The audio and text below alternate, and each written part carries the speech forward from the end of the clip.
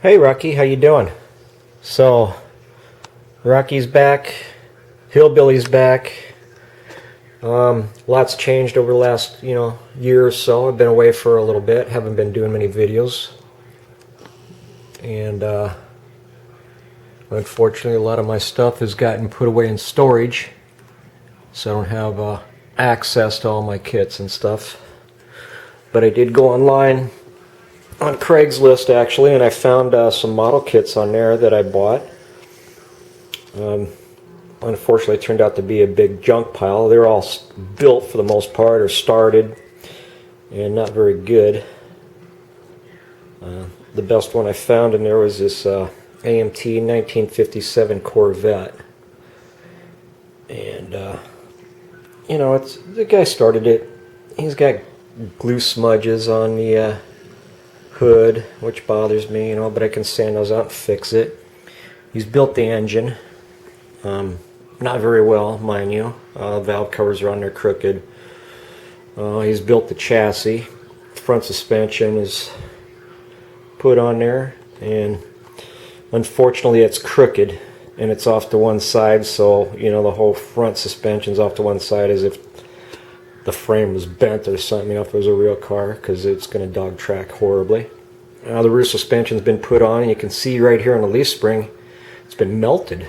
Looks like, possibly with a lighter or something. I don't know if his idea was to maybe try to lower the car, but, that one side of the car sits way low compared to the other side. And he used an awful lot of glue, so I think pretty much the rear suspension's destroyed. I'll have to look for something else on that. And hopefully I can salvage the front suspension if I can loosen it from the frame.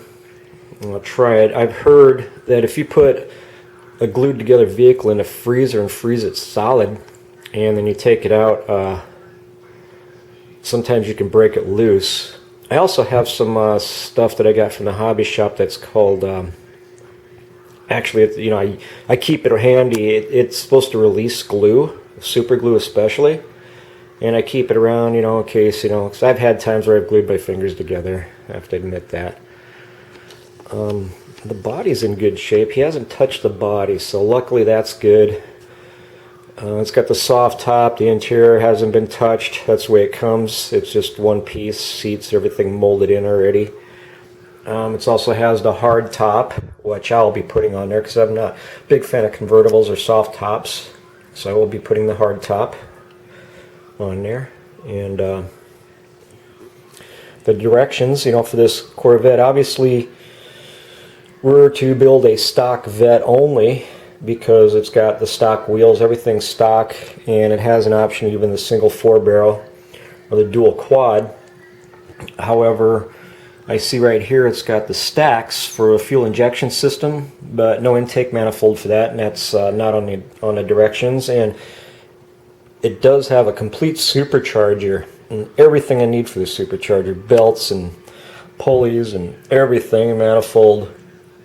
That's also not in the directions, so like I say, it was a stock build car. But I'm going to try to put this one together and see what happens. I'm going to at least play around with the body and stuff. Here I'm working, you can see I'm working in my living room because now I can just sit here and watch TV in peace. And see, that's on TV right now. Oh, that's blurry. Anyway, let's see. It takes a while. I don't know. This camera doesn't always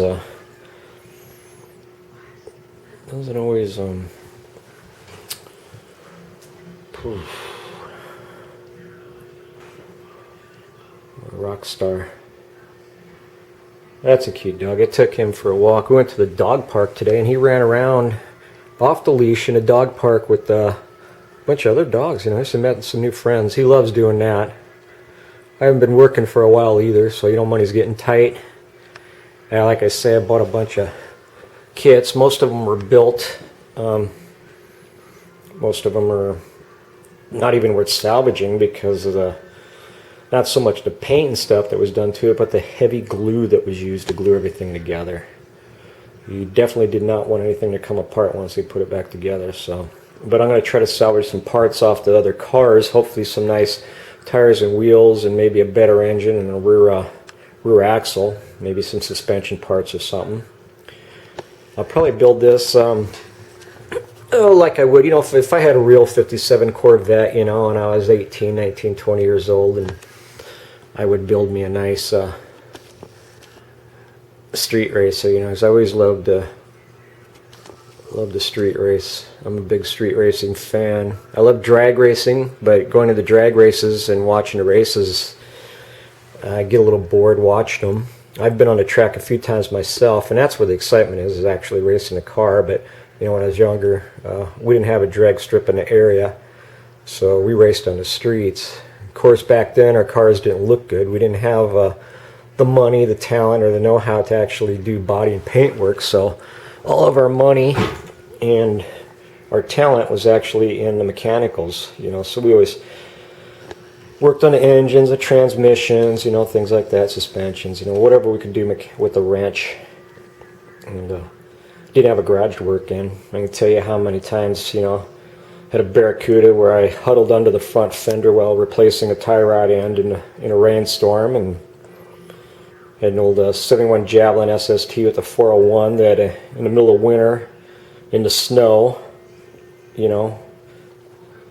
laying under the car, replacing the whole rear axle and stuff and that. And I did paint a car later on, and I painted that out in the driveway. Actually, I painted 2 cars at my dad's house. I painted them both out in the driveway. My first job didn't come out that well. As a novice, never painted a car before. My second one, I had already started working in the body shop, and it was just as a helper, but I had a little more knowledge. So the second one I painted outside also, and it came out gorgeous. But I shot that one. The first one I shot with enamel, and it caught all the dirt and everything. It was horrible. The second one I shot entirely in lacquer, a base coat with the, put like 4 coats of clear over it. So I was able to wet sand that down and put a deep shine, polished shine on it. So that was pretty fun, Anyway, let's see what we do with this Vette. See what we could do.